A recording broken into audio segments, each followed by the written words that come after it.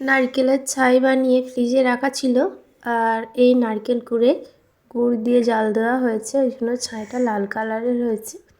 এবার ময়দায় লবণ আর সাদা তেল দিয়ে খুব ভালোভাবে মাখিয়ে নিচ্ছি। তারপর গরম পানি দিয়ে খামির করে নিচ্ছি। ঠান্ডা করে নিয়ে এবার একটা সফট ডো বানিয়ে নিলাম।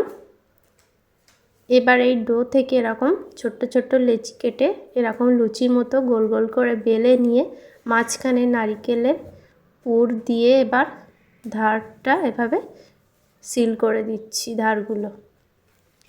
তারপরে এভাবে ডিজাইন করে নিচ্ছি, ডিজাইন করে এভাবে মুড়ে নিচ্ছি। আপনারা চাইলে কাঁটা চামচ দিয়েও মুড়ে নিতে পারেন ধারগুলো। তো দেখুন সব পিঠেগুলো বানিয়ে নিয়েছি।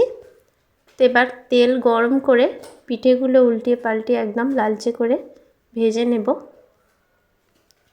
আর এই যে দেখুন কত সুন্দর পিঠে তৈরি হয়ে গেল।